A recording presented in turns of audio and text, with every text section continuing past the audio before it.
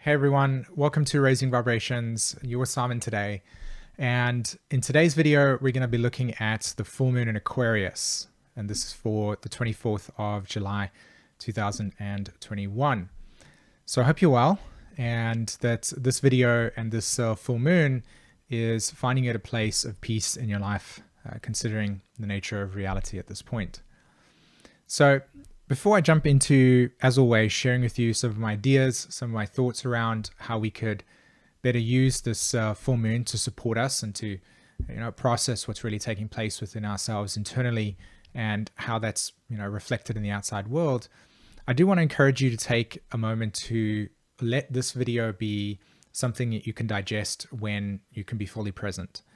Oftentimes in my own experience of, taking in content from YouTube or any other forms, I often get a lot of deep insight or sense making when allowed to be fully immersed in the experience. And I hope to kind of deliver some content for you that allows you to feel that you can really sit down and hear what it is that I may be saying, how that shows up for you in your personal worldview, and, sort of in a sense, kind of trying to make sense of what it is that I'm sharing and how that may go against some of the things that you're feeling, and sometimes even resonate with some of the things that you're feeling. So I do encourage that with regards to these types of videos to get kind of like the fullest experience. But of course, we don't live in an ideal world, so sometimes we just do it while we're driving. Okay. With that being said, my roadmap for today is I'm going to talk about some ideas and some thoughts around the current astrological configuration. And then we'll jump into some chart work, and then I'll do kind of a small analysis of what I feel sense could be important for us. And that's how we'll sort of go along with this roadmap today, okay? And you'll see that I've also put this video in chapters. So if you want to listen to certain segments that are interesting to you, you can always just use the chapters as part of YouTube's new feature to be able to listen to segments of this video, okay? All right, so my first entry point, and I want to kind of address this because I feel that it's always important, for me at least, to reinforce the Pluto and Capricorn transit, okay?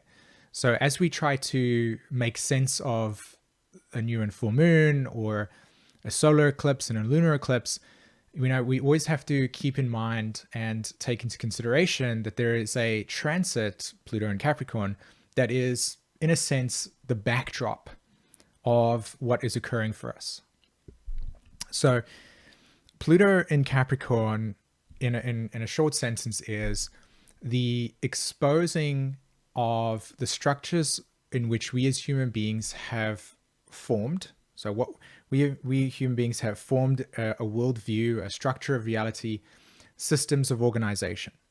And we can loosely call this a kind of biosphere of our experience of life here on Earth, right? The structure of governments, schooling structure, institutions, worldviews, everything that you can see as a structure that facilitates us as human beings to interact with. Think of that as the grounds of the Plutonian or the Capricorn theme, okay? Structure, how we define stuff. How do we define our lives?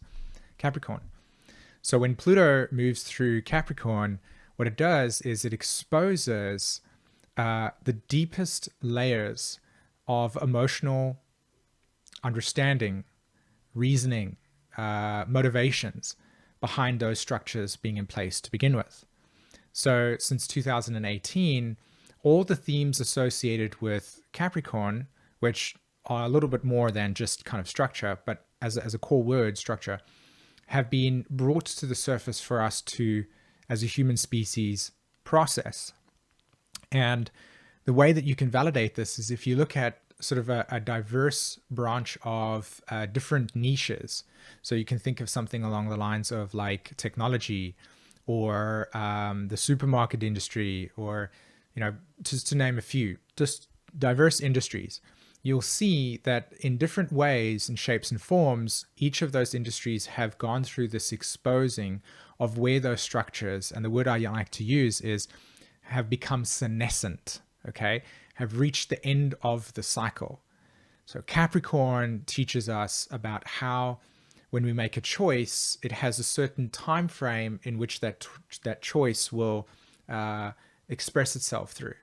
And it begins at one point relative to the choice, and that cycle, right, will come to an end.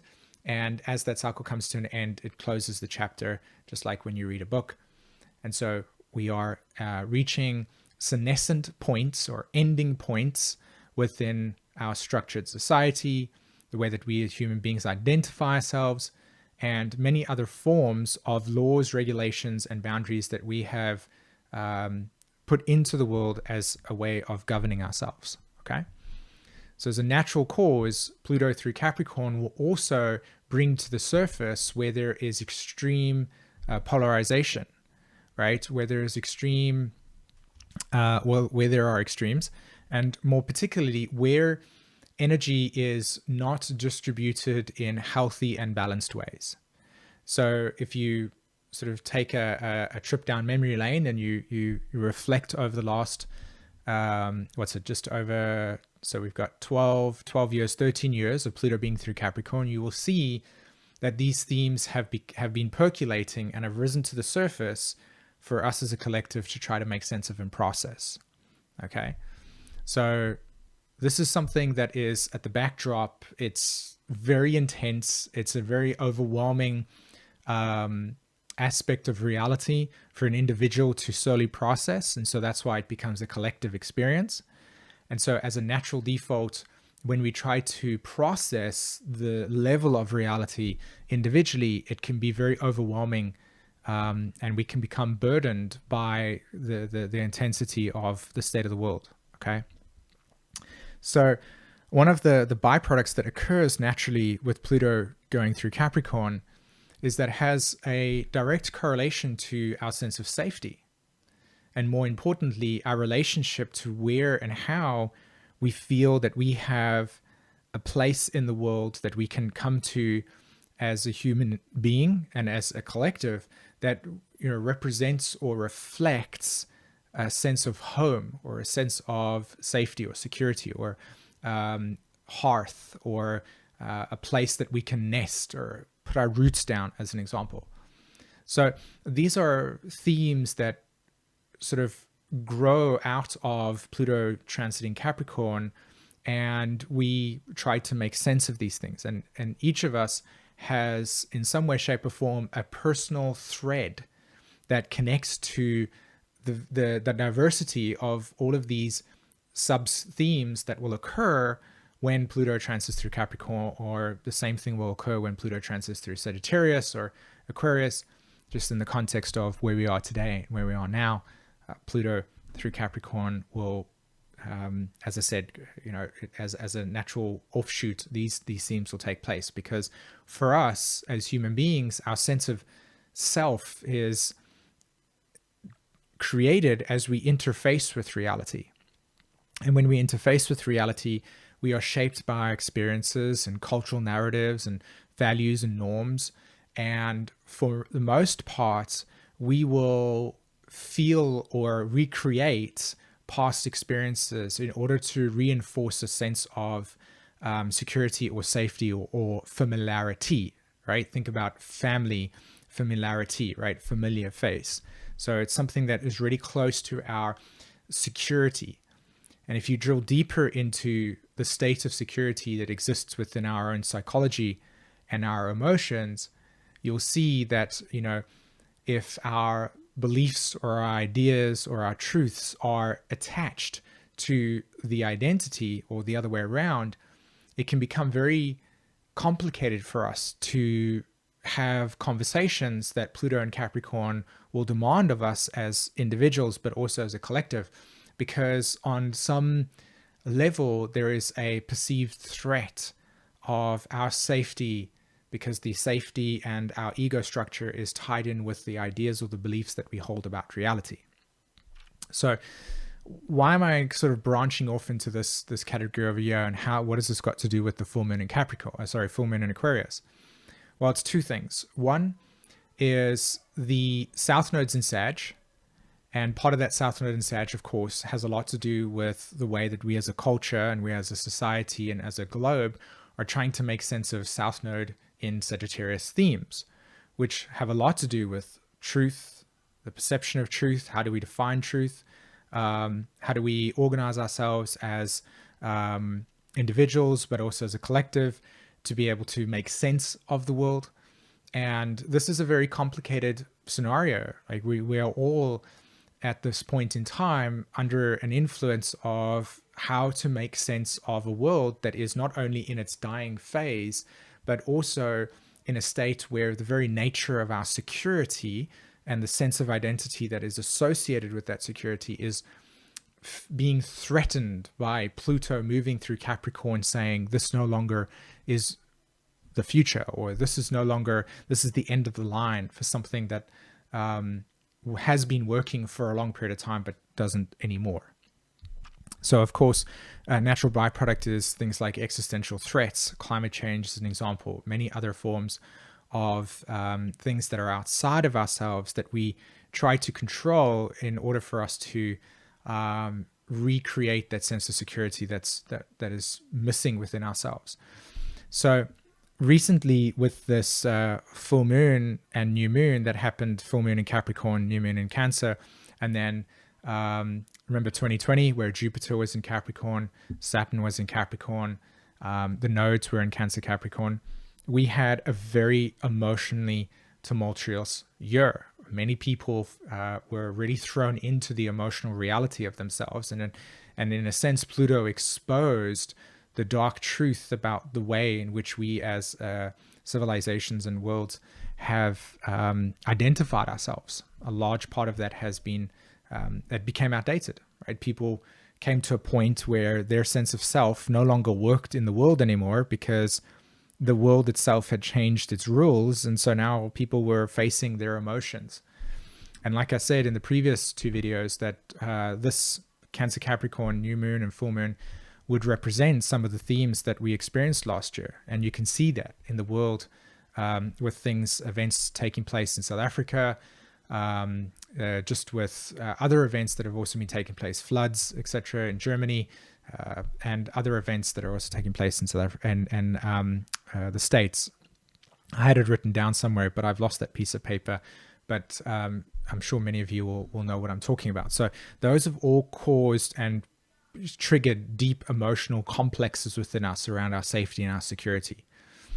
So now that we kind of are reaching this full moon in Aquarius that will then eventually lead to a new moon in Leo as part of a cycle, the theme that, if we had to look at it as layers, right, this would be this over here as Pluto through Capricorn as the base layer, and then as we move sort of more in this direction, and say this direction over here is our more conscious day-to-day awareness, then Saturn square Uranus sits over here.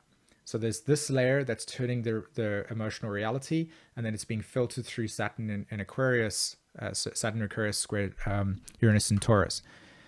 And so what you see here is an emergent reality where we're being pressured from the cosmos, as it were, if you want to put it that way, to redefine things like meaning in our society, to redefine the way in which we will respond to Pluto's transit through Capricorn, our sense of making regarding the world itself. Like, how do we make sense of a world that where the influenced and shaped and conditioned value structures that came before Pluto through Capricorn no longer work, right?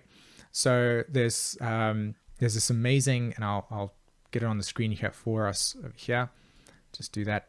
I shared this with a few people, so if you're watching this, you'll know it already. But this is something that I found was really, really fascinating, and I want to share it with you guys, which is, I don't know if you know a person called Eric Weinstein or Weinstein. His brother is Brett Weinstein. So he, in a conversation, he said this, and I just loved it and captured it. And he said, you're encountering things you have never seen, and you're trying to fit them into things you already know. And this is this beautiful dance between Uranus and Saturn. In other words, that we're in this reality where this emergent, undefined landscape of the world is in front of us, and our senses and way of making sense of reality is still conditioned by the past. And so we're trying to fit these models of or this landscape of uncharted, unknown territory, Uranus and Taurus, into the model of reality in which we can feel safe, secure, and familiar in. And so in a way, this Pluto through Capricorn induces this crisis in emotional security. It's inducing a crisis in every single one of us to try and find that stable point. And if you go onto my YouTube channel, you'll see, I think January 2020, I did a video called, it was Saturn conjunct Pluto, and I did 2 of them. And in there, I specifically spoke about, creating an anchoring point in yourself as a way to navigate going forward. And this is where the full moon in Aquarius comes in, as well as Saturn in Aquarius, which is, there's 2 themes, right? There's an incredible amount of trauma work that needs to be done. Every single one of you that are watching this video in some way, shape, or form needs to acknowledge that you need to process your unresolved, or to a large degree, your unresolved emotional trauma, okay? And it's important because we did come up from a world in which there were a lot of things that were harmful to us. And so there's a lot of displaced anger, there's a lot of displaced guilt, there's a lot of displaced apathy, and many other forms of I was thinking about the other word, it's just after apathy, grief, like this tremendous amount of grief. And what happens is that we try to take this grief, we haven't had any emotional teaching and learnings, and we try to put it into something, and we don't know how to do it. And so what happens is we find ourselves placing these complex feelings into the world, and it fractures our society because the energy itself is repelling. And we find ourselves, instead of trying to find ways to collaborate and find better ways to interact with each other, Aquarius, we're finding that we're fragmenting into different places. And while I sense that this is something that's organic and natural on one level, because we need that space, social distancing, to be able to process our own wounds and trauma and emotional complexes, so that once we have become comfortable acknowledging and owning and recognizing that that there are parts of us that have been negatively affected, and that we can own those parts and we can start to work on them, we'll find something incredibly potent, which is the theme for this full moon, which is, I don't know if any of you guys have watched the TV show called Loki. I encourage you to go do that. Slight spoiler alert for those that haven't. The first episode is called Your Glorious Purpose. And I want to thread that into this conversation because, again, we've had Leo, Mars in Leo, Venus in Leo, the sun's now entering Leo, and of course Aquarius, and we've got this Aquarius Leo axis, okay? And the glorious purpose ties into all of what I've been sharing up until this point in time, into what you can do going forward with this new phase, Mars and Venus. So I'm going to jump into the chart, and I'm going to show you how the astrology and the message of your glorious purpose ties in with the deeper metaphysical storyline that I've kind of outlaid for us in the first part of this video. Okay, so I'm going to jump into that right now for us. Okay, so the first thing that I want to address is the fact that you have Venus here in Virgo, and Venus is making it quincunx. Let's have Venus.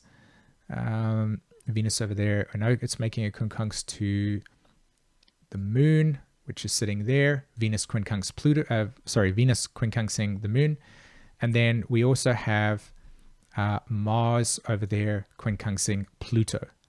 Okay. So in evolutionary astrology, the phasal relationship between Mars and Pluto, Mars being over here, is a social theme. It's to induce social restriction within ourselves.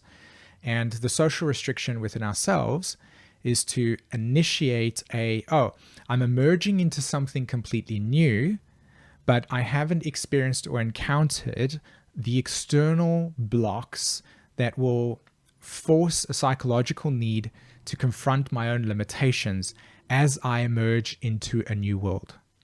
So this is the best way to do this is like this, right? Mars opposes Pluto, okay? And we go from internal self-validation to, hey, I exist in the world with other people. Okay, so there's a transition between internal I am here to I live and share the world with other people, or to make it smaller, I live and share a home with other people. So let's say, so now you have this Mars in conjunct Pluto, all right, and these two planets are associated with adaptation, and they associate with evolutionary drive. So you're talking about planets that are creating evolution. So this is a highly evolutionary orientated full moon, and it contains a tremendous amount of change that will feel like feeling stuck and being limited by experiences that are outside of your control. And that's why if you watch the TV show Loki, you'll see that there are events and circumstances in his life that force and induce experiences that will lead him to understanding his glorious purpose, that are not self-driven, but are actually bigger than him. And this is what this is about. It's the realization that our purpose in life, when we choose to have it ourselves, comes from an egocentric place. Whereas when we understand the deeper calling that is our soul, it comes from a place that is you are initiated through. So there's this quote that I want to share with you guys, which it's from the new movie Dune that's coming out, Dune. And it says, a great man doesn't seek to lead, he's called to it. And so each and every single one of us are pulled into this full moon in Aquarius, is pulling us into the realization that there's something bigger than just our immediate sense of self, and that this emergent world to which we exist within, and our capacity to influence it and shape it in a way that is what we align with our values to be. So let's say you have 5 people, and those 5 people have different values, but all have the same idea, which is to have positive impact in the world. Then those, you don't say, oh, you don't judge each of those values and say, that's bad, that's bad, that's bad, this is the narrative that you should go through. It's like, how does each of those different diverse values contribute in their own way to creating an aspect of the world that is coming from a shared ideal, which is to make this place a better place. And each of us comes to understand those core inherent values, not by looking at the world and what society dictates and tells us and what values, but something that is discovered within you. Okay, that's the Leo part here. The Leo part is the realization of the destiny that is held within you, and the scope to which that destiny gets shaped from is not something that emerges inside of you solely, but is actually influenced by the circumstances, situations that you're born into. And so in a way, each of us has a glorious purpose. But if we align with that glorious purpose with an intent for unresolved trauma, like for instance, a desire to feel validated from people, and so you make choices that are rooted in, if I do this, then people will say, hey, good, and that feeds that need in me to feel appreciated. Whereas once you work through that need for appreciation, and you start to come from a place of, I'm not looking for appreciation, but I'm looking to create something in our world environment that is meaningful, and I love to do this, and I'm an inspiration for another person because I'm following my own dream. That's a different tone, that's a different vibration, that's a different space.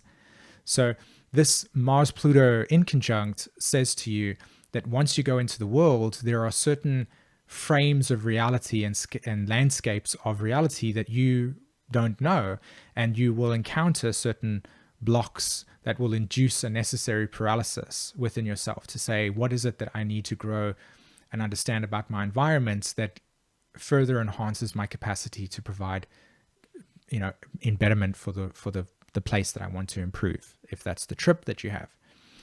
Now, what creates that internal humiliation dynamic? It's the Venus quincunxing the moon in the chart over there, okay, Virgo to Aquarius. And so we'll have an experience that will shudder us, create an internal psychological paralysis that will lead to a desire for improvement. So this chart over here speaks to a deep desire to refine our capacity for meaningful contribution to the world, Aquarius, and that this meaningful, refined coming to understanding it occurs when I look out beyond my own immediate desire for some form of self-glorification, but actually is something that's part of a bigger picture, that's part of a deeper emerging experience. And so we're all interconnected in some deep, profound way. And this full moon is representing in Aquarius, how do we find collaboration in a community where you don't show up, Leo, hey, I'm the best at what I do over here and everyone should bow down to me. Or more along the lines of, hey, here's a bunch of values and skill sets that I have that are really empowering, and I'd like to contribute to XYZ goals.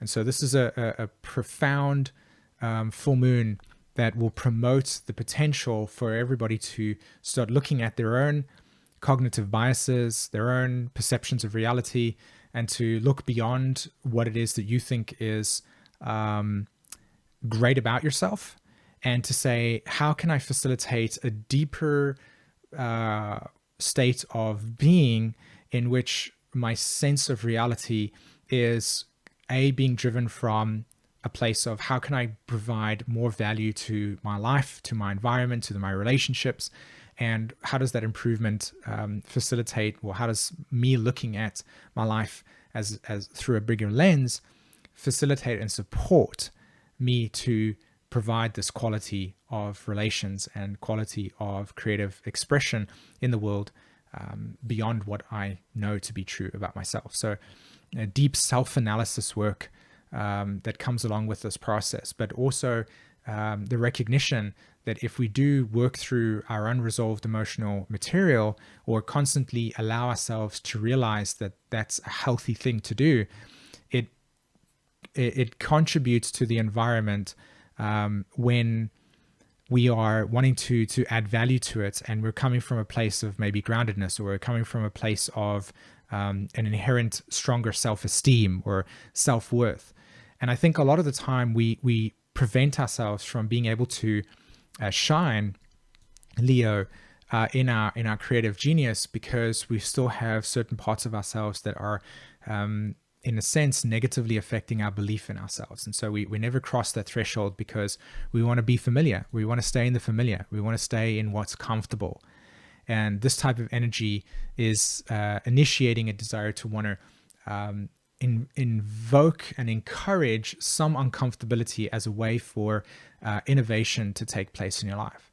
So the more you push your boundaries, the deeper your sense of creativity and belief in yourself and self-esteem, and your ability to dream bigger in your world, Jupiter in conjuncting the sun over there, can take place. So this is a very maturing full moon in Aquarius. This is a hard look at where you can, in a sense, give value to your immediate environment, and in a sense also contribute to a bigger sphere of everybody else showing up and saying, hey, like we're in this world right now, it's kind of doing its thing, and we have in some way, shape or form a potential or possibility to influence the way that this gets reshaped from a place within ourselves that is a creative gift or a creative talent.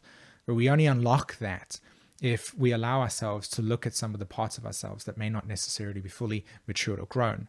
Right? It's an organic process that occurs, and like I said, the greatness in us is given to us and bestowed to us through our challenges in life. And if we can see and translate our challenges in life as events and circumstances that are here to make us more resilient, then there's profound wisdom in our ability to take the next steps as Pluto finishes this transit through Capricorn, and give us the resilience needed to face the uncertainties of the world in a way where we can take the reins and believe in a better future in that way. So that's my thoughts on this full moon in Aquarius. I really hope that you got a lot of value from what I've shared. Of course, it's a lot of information in a short period of time, so you might want to come back and listen to different parts of it. But I really hope that you got a lot of value from this. And please write in the comments below. I love to read what your thoughts are, how this is being processed for you, where you are in that experience, and what are the types of questions that you would reflect on as a way to induce a deeper state of what's the bigger purpose of my life? Not what's most immediate for me right now, but where is it that I can step into something that's beyond my immediacy, as in that's calling me to do something that if I stepped outside my comfort zone a bit, I'd be able to achieve or experience great things. And we all have it within us. Okay. All right, everybody, have an amazing day, and I'll speak to you in another video. Take care. Bye-bye.